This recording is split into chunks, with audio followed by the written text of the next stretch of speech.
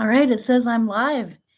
It has been, I'm not sure how long since I've gone live on my little YouTube channel. And since I'm not accustomed to going live and people I don't have any program on here. I haven't been on my YouTube channel in a really long time. I don't know that I expect anyone to really join live here. But if you do, and if I see questions or comments, maybe I'll try to answer them.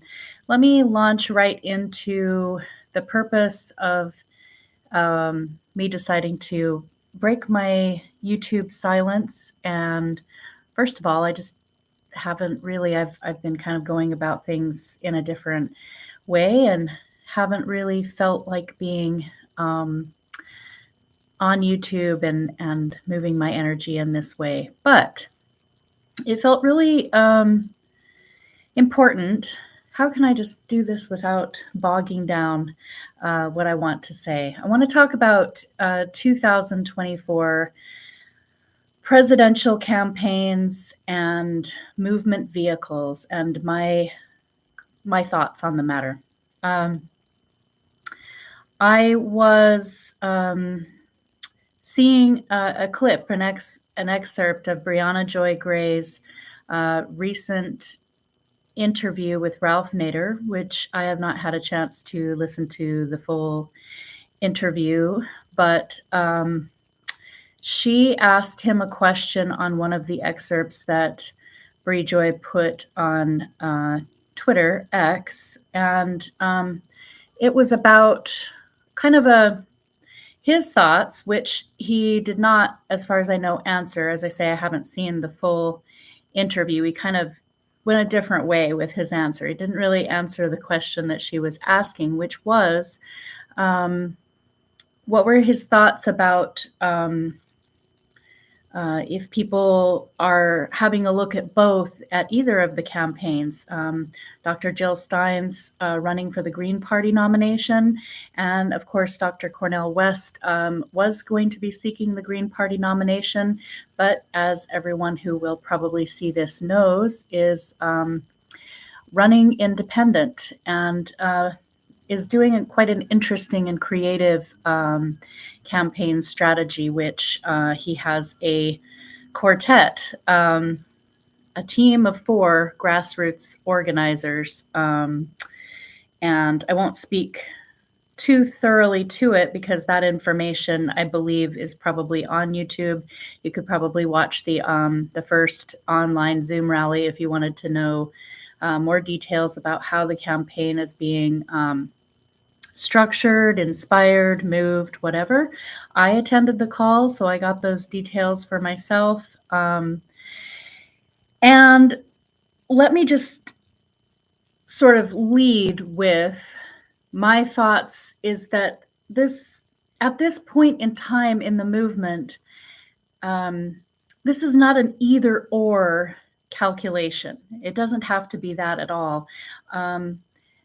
I think people that have been longtime independents or members of any third party for many, many years, they could speak much more fluently to this than I could, as I'm much more recently an independent. With 2020 was my breaking point where I was just done with the Democratic Party. So, I'm an independent.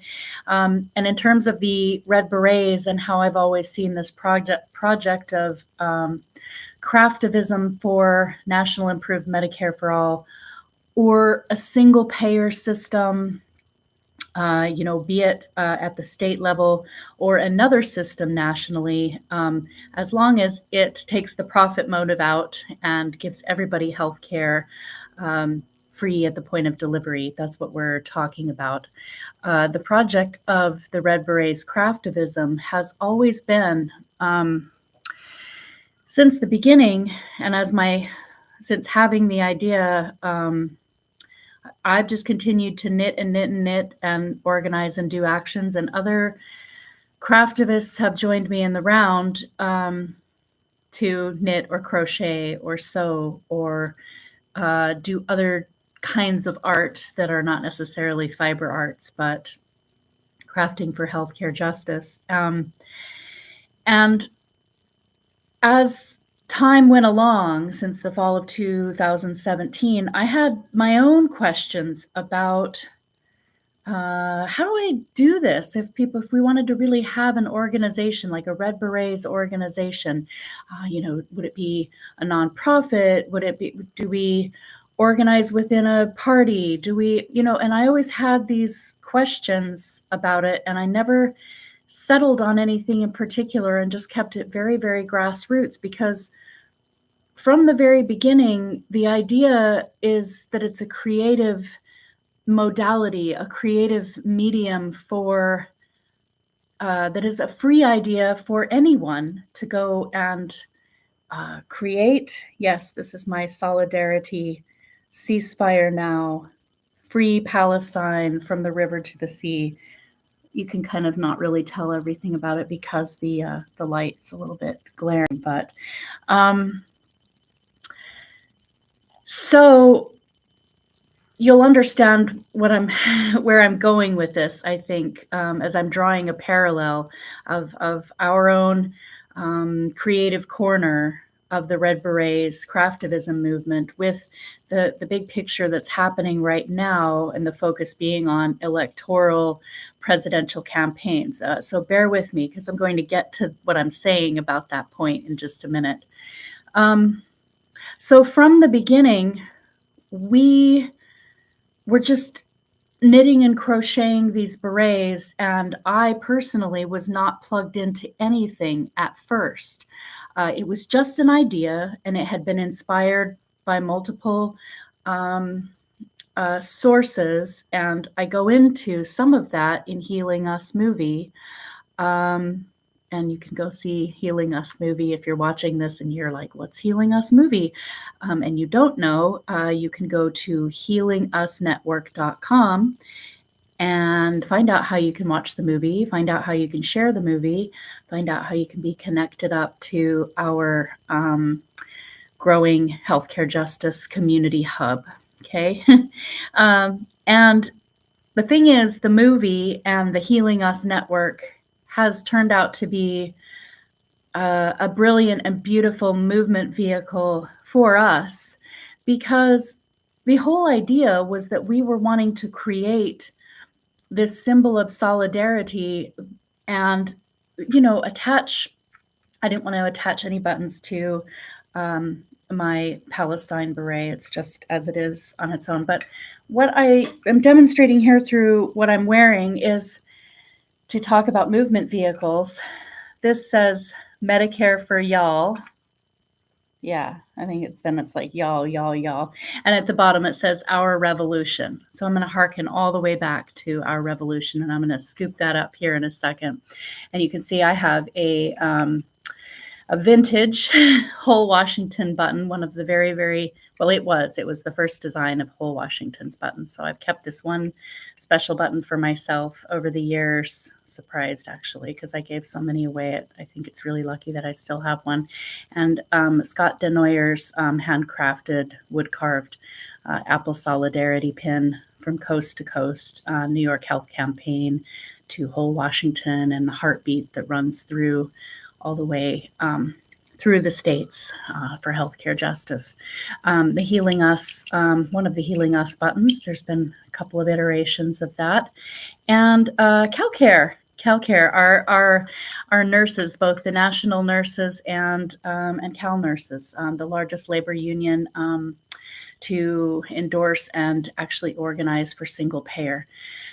So I'm wearing the canvas of multiple movement vehicles, and that is the point that I'm making there. Is for some time I had given a little bit of thought to organizing the Red Berets within our revolution. This, again, taking you way back to the fall of 2017, and our revolution was just being organized, and probably had been already, but it was still really a work in progress and very new. And I did do a little bit of stuff through my local Washington State Our Revolution group, for sure.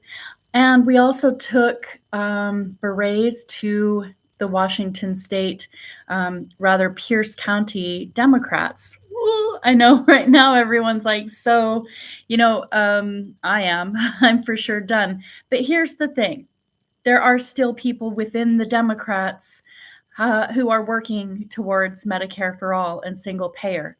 Uh, so we have a very large single payer Medicare for all coalition that spans multiple parties to no parties to all these different organizations. And there are so many that I could name who some of have been doing work on this cause for years and years, and some organizations are relatively new. And the point is that, I did decide quite early on, no, I mean, I have to just keep it grassroots, even though we could probably help lots more people get involved in doing organized actions for Red Berets, I'm talking about, if we had a really an organization with a particular structure. And that could still be the case. That may can't come out of time spent with the Healing Us network. But right now, it works beautifully to just say, when people see the film and they see all the berets and the craftivism as part of the story of Healing Us, and they can go to healingusnetwork.com, they will find all of the partners that are already on that hub, on that community healthcare justice hub. And it's all on the website. So for instance, if somebody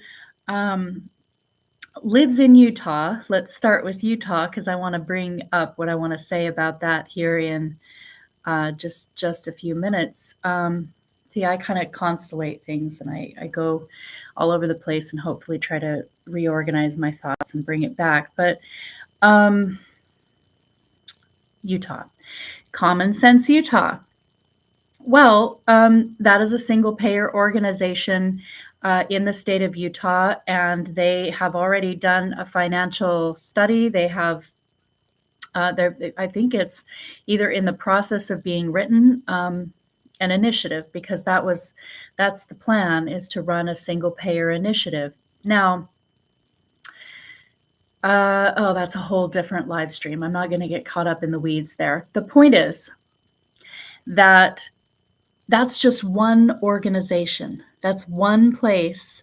And there are probably, there's more good stuff to find out in Utah, probably, undoubtedly, for sure. As far as other orgs that are tangibly trying to do single payer like Common Sense, probably not. And it's a very unusual case, but it's a very exciting case, which again, so right now, probably as I'm speaking here shortly, Dr. Cornel West's first in-person campaign rally is happening at the University of Utah, where they are, where one of the people in the rally that will be speaking is a mayoral candidate who is an anti-corruption, I don't know, actually. I didn't look if he's running as an independent.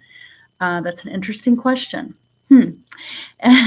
You see how I never get anywhere because I'm thinking of all these different pieces. But the point is that no, the Red Berets could not be only solely with Our Revolution, except look at all of the different actions and things over time that Our Revolution has been a part of. But we couldn't belong solely to Our Revolution, because then they couldn't be necessarily for whole Washington, or for the nurses down in California who are organizing for CalCare. And they couldn't only be for Democrats, because there's how many independents out there who have never voted for the Democratic Party or the Republican Party, and how many other parties, even besides the Green Party. We know that the Green Party is the major um, is a major movement vehicle, electoral as well as movements intertwined. So beautiful things I really want to give a shout out to the Green Party of Washington and National, because they showed Healing Us movie during their national conference that happened over the summer, which was absolutely beautiful of them. So the Green Party is a movement vehicle. I would like everyone to maybe reframe these. We're so locked into electoral politics that it's very easy for us to just divide this into, you know, candidates. It's much bigger than that, regardless of whether if we're talking about Dr. Stein's bid for the Green Party nomination within for the Green Party, or Dr. West's campaign organizing this grassroots with the guidance of this quartet that he has put in place. These four organizers, and as I said, you can learn more about both of these campaigns on your own, and you're probably looking into that. But the point is that we're talking about vehicles. I could not decide I'm gonna just knit and crochet for all the. I don't crochet, but we're gonna only create these things for Democrats. And I knew that all the way back because not everybody's a Democrat. What happens if we have Republicans like Dr. Jarvis who are for single payer healthcare reform? And then if we're just only strictly organizing, or we have one movement vehicle and it's the Democratic Party, well, we're in deep shit if it's the Democrat Party. But, or the Greens. If I said we have to break the duopoly and the Red Berets, we're going to just knit and crochet for everybody who's organizing within the Green Party. I would obviously certainly think that would be probably at this point more productive. I am 100% fully convinced, and have been for quite some time, that it is time to break the duopoly that continues to send at least, and it's well more than that, I'm sure, 68,000 people into an early grave every single year in this country. And how many people that we pass in tent cities who are unhoused. So many of them are there because of medical bankruptcy. So we all know all of these things. We all know we either have a story or multiple healthcare stories, or someone very close to us has stories. Everyone has a story. And some people have absolutely heartrending and horrific stories. And that's what this whole movement needs to be about, is everybody getting out there and sharing their story and making connections. So Healing Us has turned out to be, and will continue, I think, to shine through as a wonderful, connective, creative force for the Red Berets and for so much more than that. So that's our little corner of the world. And I was wanting to just simply kind of give an explanation of a parallel, if you will, of how, what if DSA, that would work, why wasn't I knitting? I did actually knit berets and donate. I knit and donated to the People's Party when they were doing Force the Vote. I mailed off berets for what they were, some of what they were organizing, protest and whatnot after the last sort of trying to put enough pressure to get the squad to force the vote. Gosh, obviously we knit and crocheted a ton for the March for Medicare for All, for people in different places. So we really have wanted the berets to be a symbol of solidarity, and they can't belong to only one vehicle. It's a creative idea, and we need to be able to create this love and this symbol in and among and for all of these different movement vehicles. So my point, after about 20 minutes of kind of going on about this, maybe you might be understanding where I'm going with it. And it's that, number one, we just need to break our limited mindset and our imagination. What we could accomplish with this movement that has the foundation has already been laid out for years and years and years. And so when people come to me online with ballot access, I'm not meaning to call people out or make anyone feel a certain way, but it does sort of resonate back to me as a kind of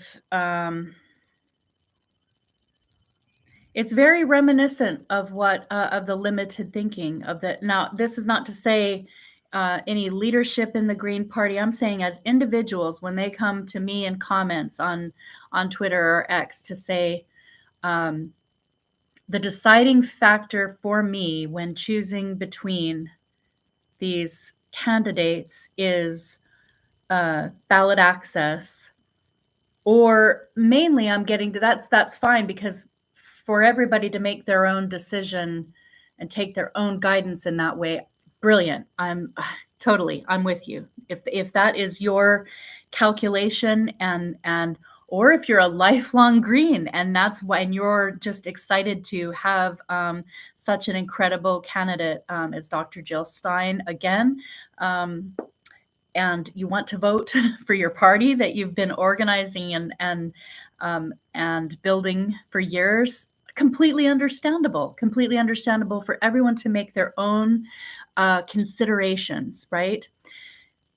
But what I'm getting at though is, but in response to things that I say, if I'm feeling inspired by, and I am, this grassroots movement potential that is far more expansive than any one particular electoral campaign, and I'm going to elaborate on that here in just a second.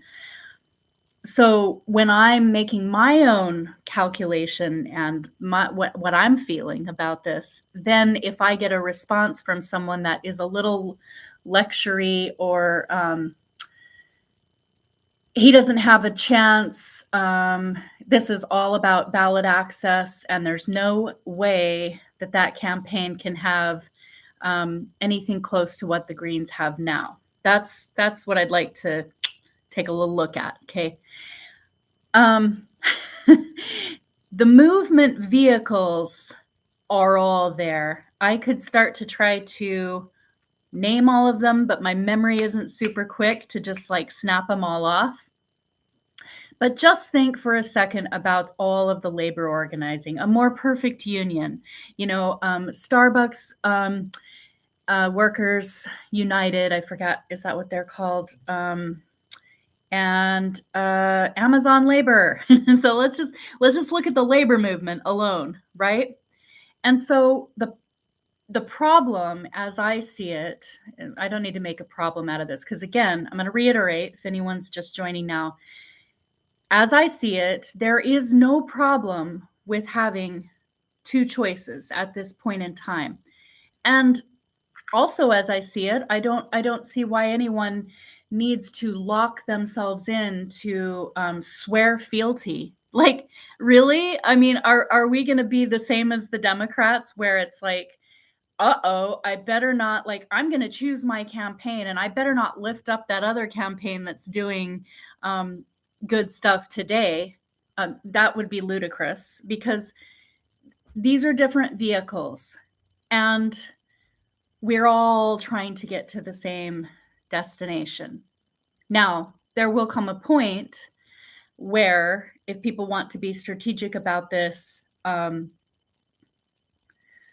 electorally, again, just looking at it as an electoral process, but it's so much bigger than that, then yes, decisions will have to be made. People will have to kind of, you know, get their head around it, because it won't really make any sense to have things split up into two really viable, wonderful, excellent candidates, and then have it just split at the end. That isn't going to make a lot of sense. But we are not there yet.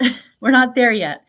We as a movement have very limited time as volunteers, and money and resources, and the movement, as has been talked about on tons of different independent media, the trust level has been betrayed, and people are feeling angry, rightfully so. They're feeling all kinds of different ways after years and years of seriously putting life's blood, sweat, volunteer hours, heart and soul, belief, our hopes have been truly dashed. And so I think that we have so much more within ourselves, and as soon as we can see enough evidence that this is for real, that we can, and this is a daily process. Some days there's hope and there's beautiful things that I'm sure I'm not alone in this, and feeling like some days it's like, oh my gosh, look at this. There's so much solidarity and there's so much action and activism, and wow, we really still have so much like life and strength and hope and in our movement. And as also it's been said by Nina Turner, how young relatively that, the movement that was largely ignited by Bernie Sanders' 2016 and 2020 presidential runs. That, of course, there have been people laying the groundwork and doing so much valuable activism. It didn't all come from Bernie, certainly no. But, that sort of aspect of the movement is relatively young, even though, 7 years or so feels, especially those of us that have been very full time with it, it feels incredibly like we're wounded warriors at the end of the day. Like, holy, are we still, right? I hope that something I have said here makes some sense. I didn't want to make this video to try to convince people one way or the other. I just want to give my thoughts about the potential, and I don't think we yet know the potential. Let's try to have our minds and hearts open about this, because maybe we don't know. I think that was kind of the question that Brianna Joy Gray asked. Which one will inspire the imagination? And I'm paraphrasing here, and capture the motivation and the imagination of the movement. And those are very much my words, but that was kind of along her line of questioning for Ralph Nader. And I'm let me say something cool that the Green Party has done for years. And because I started to give that shout out to the local Green Party. I mean, Jason Call is running as a Green congressional candidate. Everybody should be really excited about that. How amazing will it be to have a Green Party and more? He's not the only one that is running Green. So that will be absolutely a beautiful thing. And the local Green Party has, again, as I've said, they've been so supportive of Healing Us. They have organized so closely with Whole Washington, and they've done much more than that besides.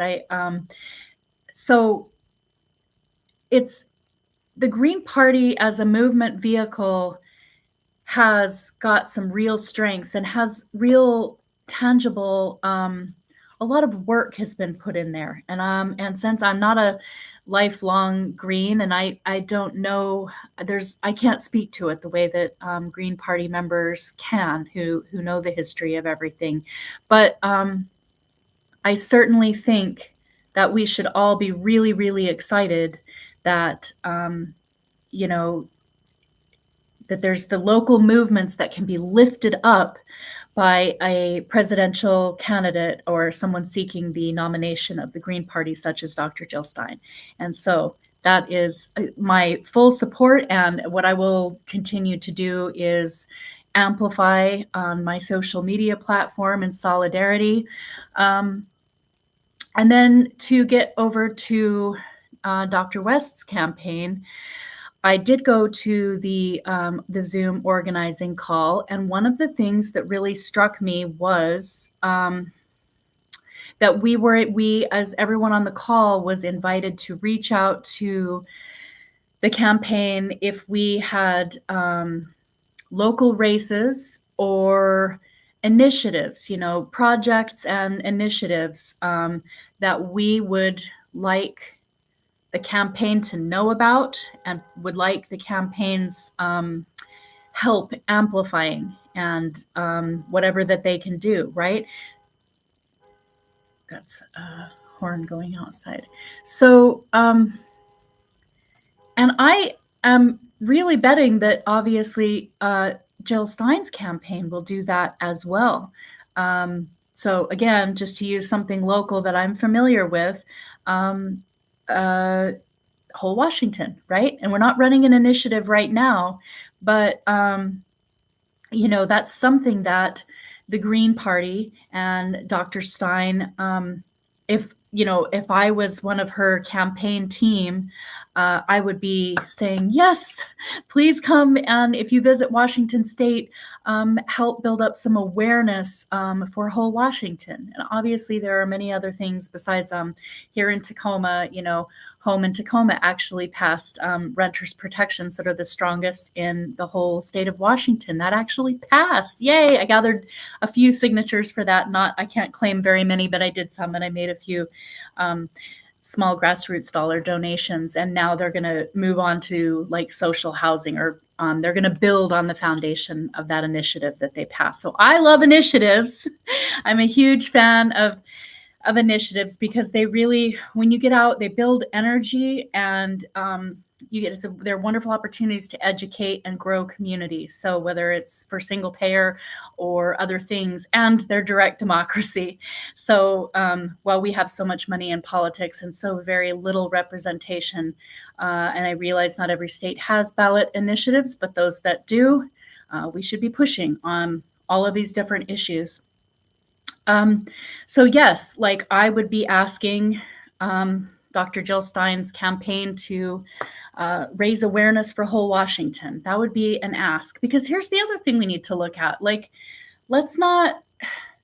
this is about our movement. It is not about any one candidate. It's not, we need to get outside of this limited thinking and this thing where it's like, here's this candidate sitting up on some kind of pedestal, and I'm obviously, because they're so amazing, I'm just going to vote for them and do everything for them and volunteer all these hours. And like, let's take what we learned from Bernie's other campaigns and apply them to the current moment.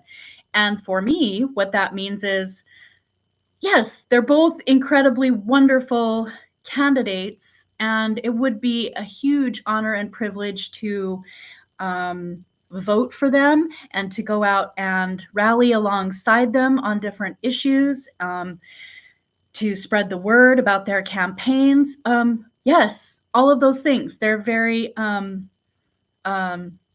inspirational and wonderful movement leaders. And I think that in this moment in time, when we're talking about breaking duopoly and leading a movement, how do you lead a movement of people to exit both extremely corrupt parties and also nudge and inspire and call to action and wake up the people who have never voted, or who have never voted, all the people that we would hope to do that. How do we do that? Do we do that only with one candidate, or is it going to take a village? Is it going to take many movement leaders? And we have multiple. We even have more presidential campaigns than just those two.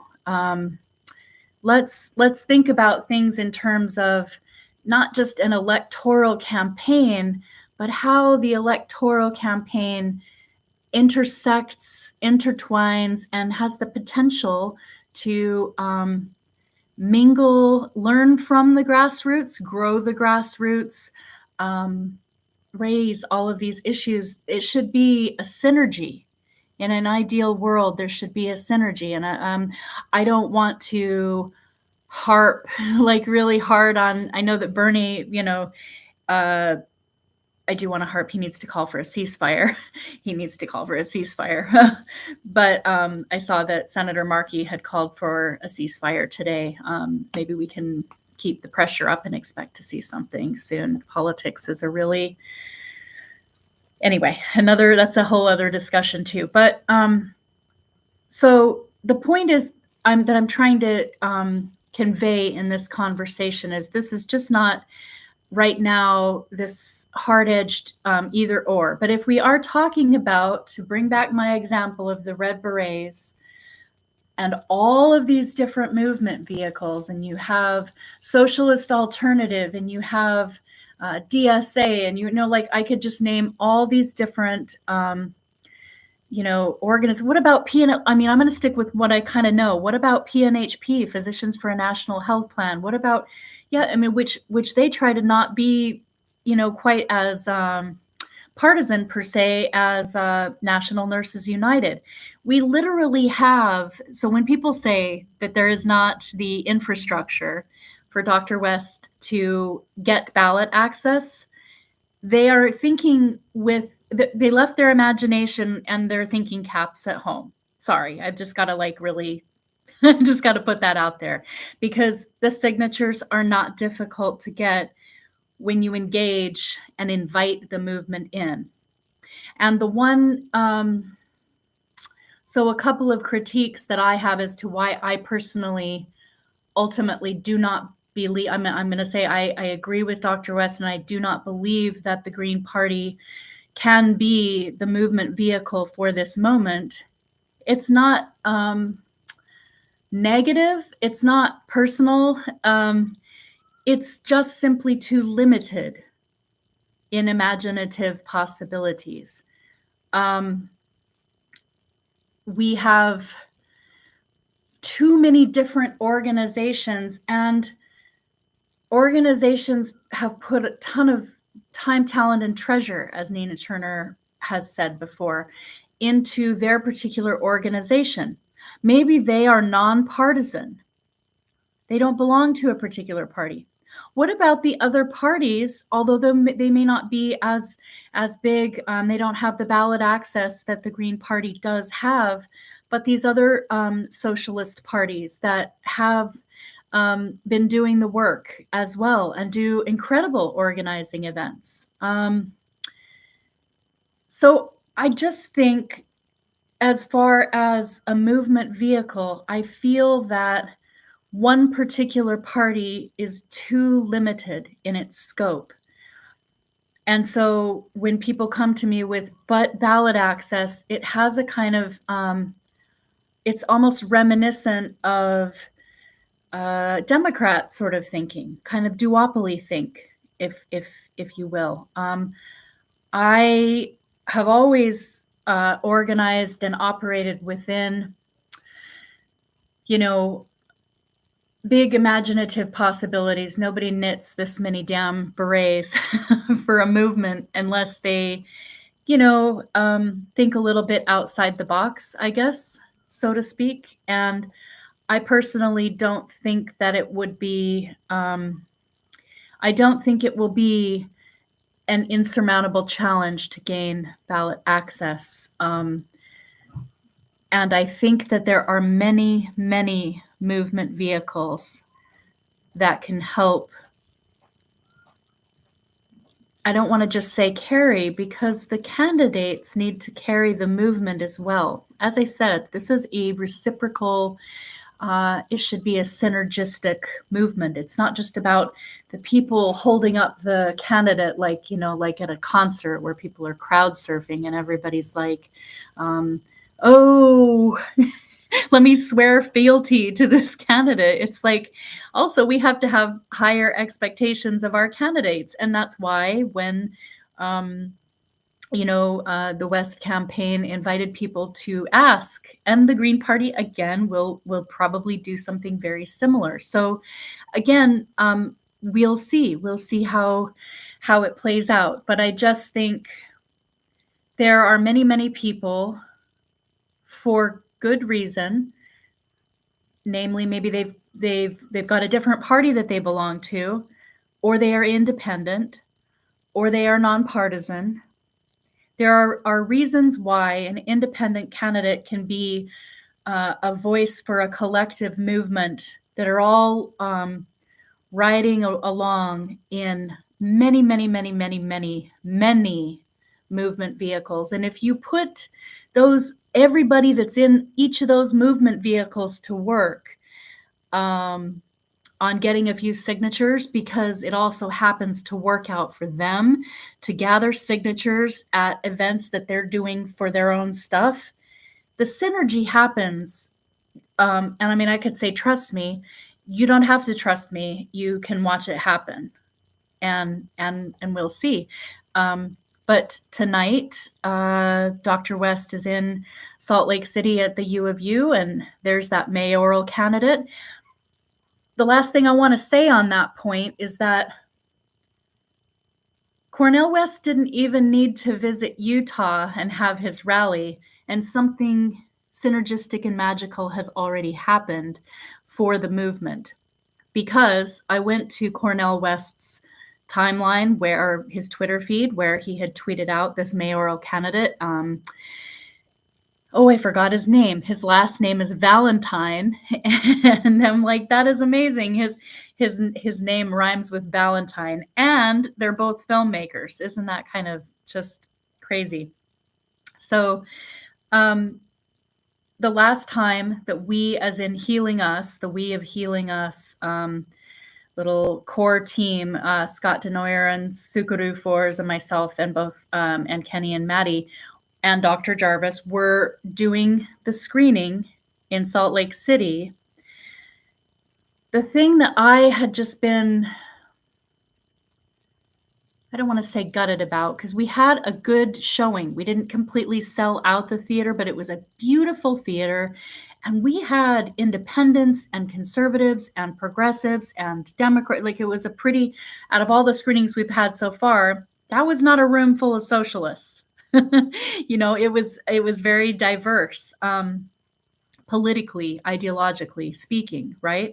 But what I kept thinking to myself is, I wish that I had the Medicare for All grassroots. I wish I knew how to. It's my doggy sneeze. I wish I knew how to reach out and tell everybody that's in the Utah Medicare. Remember, Bernie won Utah. There's actually a lot of socialists or socialist minded and independent people in Utah. It's a very interesting, in the reddest or most conservative state in the country. There is also very interesting movement possibilities in that state. It happens, as I understand it, that the reason that they are starting in Utah is because that is one of the few exceptions in terms of ballot access. So many places for ballot access, you can't start until the new year, and I don't know all those timelines. I don't pretend to know all about that at all, but you can't start gathering until the new year for ballot access. Utah happens to be one of the exceptions. So that is at least one of the reasons that they cited as to why they are beginning and doing their first in-person rally in the state of Utah. Well, so he hadn't even done his rally yet. That's happening right now.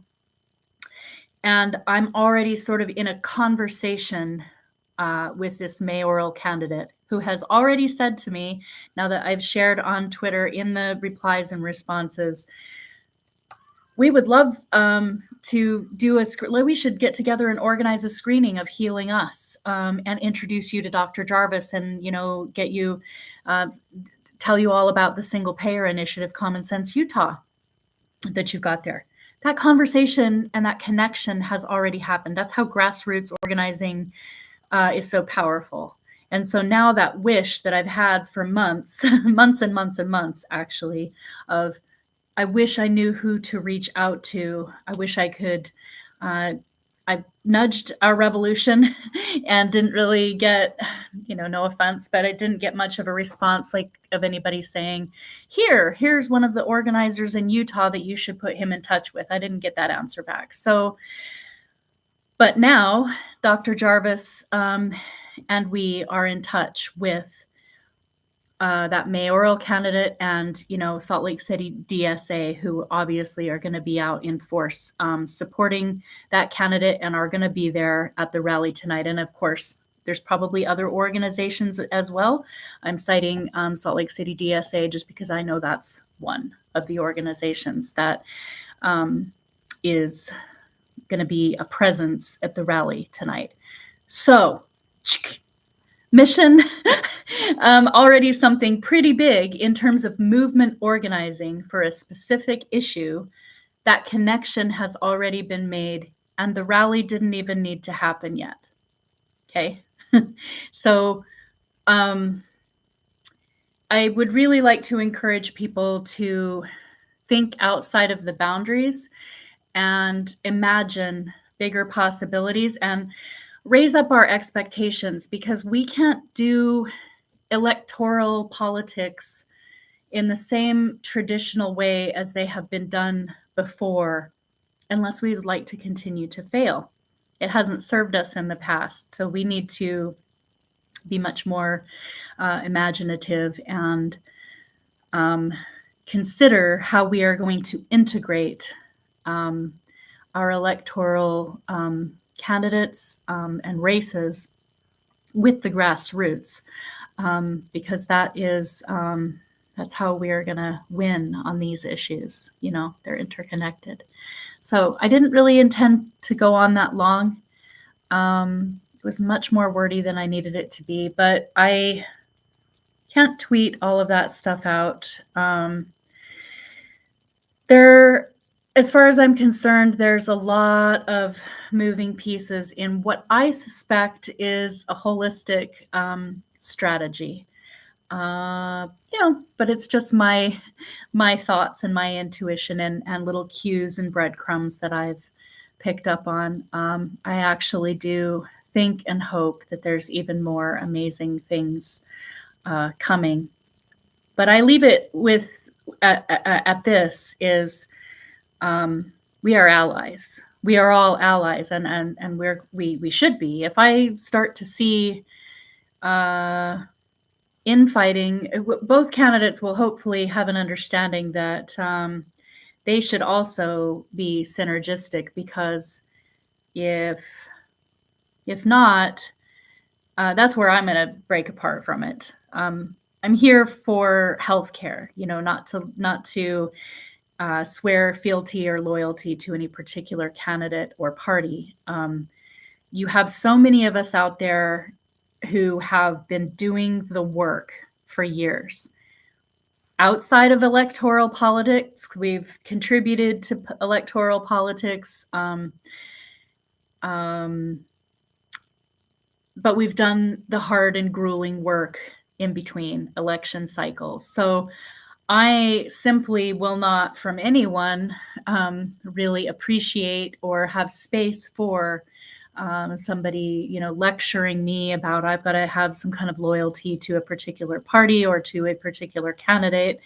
The loyalty is to the movement. The loyalty is to achieving our goals. And it's still really early days, and I think it's really exciting days. So I'm going to sign off for now, and thank you for joining. I do see that a couple of you did join, and if any of you, let's see.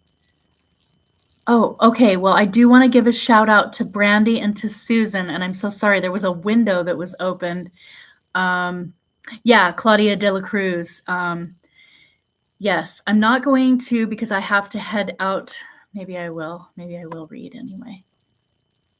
I love you too, Brandy. um, yes, and then Susan, Dr. West boosting local candidates and initiatives would be awesome. And again, I just, um, yeah, yeah. But you've all, let's see. Thanks for your work with Medicare for All. Um, yeah, and and and Brandy said something about will likely be voting for Jill Stein. I don't know yet. I mean, I know it seems like I'm leaning really heavily towards Dr. West. I will say one more thing that I had that I hang on to these little things from these little nuggets, these little breadcrumbs. And one of the things was the multiple times that Dr. West was on with RBN. It was actually CJ who asked the question about. He asked which or do you have people that you go to for advice or I'm sorry, I'm paraphrasing and not thinking all that well at the moment, and also separately but related, who are you thinking of for as VP? Either of those questions can you answer? So the first name that Cornel West put out there, he said his words were, I talk very regularly with my dear sister, Nina Turner. Okay, everybody knows that as far as like loyalty, people's criticism of me, if I could guess, would be that I've been very loyal to a fault. That is based on many things. It is the past, but it is also that if I thought that Nina was not either going to exit the Democratic Party or be playing a very substantial role in breaking this duopoly, I would be long gone by now. I've watched her movements very, very, very closely. And again, that's a whole different live stream than I can get into. But when she gave her, I won't even really want to call it like a concession speech after the second congressional run, a direct quote that she said is, in 2024, the Democratic establishment is going to get what it just asked for. And then Jordan Sheridan afterwards, and she said a lot more than that. Besides, she started naming several really crucial and imperative states that have to do with the presidential campaign. So she really quite clearly said she was running. And Jordan Sheridan waited, and afterwards he got an interview and said, did you just say you were running for president? And she said, I believe I made myself really clear. And he said, well, as you know, the DNC would never allow a clear, and again, I'm paraphrasing, but would not allow a fair primary. Would you be open to running independent or third party? And she said, all options are on the table. Now, I thought at that time that would make bigger waves than it did and that more people would listen to that. They didn't, or they just didn't believe it, or they think that because she's made some very strategic, in my opinion, decisions, things have to be the right timing, in my opinion. And again, all this will come out to bear. Now, do I know whether she's going to come out and announce a run? I don't know. Is she going to be potentially considering if she would be invited to be one of the VP choices of these other two campaigns? Maybe she's just going to be doing what she's doing. I have no idea. I can't say anything for certain. I can just say that Cornel West named her specifically, and that was not by accident. So nothing for me is set in stone or locked in. I think we have to be much more fluid. And Nina Turner did say those words in one of her interviews. She said, "This movement needs to learn to be much more agile." There are a lot of moving pieces. There was that graphic imagery on Cornel West's page that had him behind a chessboard. And that is how I see this movement right now, is there's a lot of moving pieces. And though there may be a behind the scenes strategy, and I don't even know, I wouldn't know exactly how to say who all is involved and who knows about that, if there is. I would suspect that there is something, because they know what's at stake. The people we're talking about know in what deep shit that we are.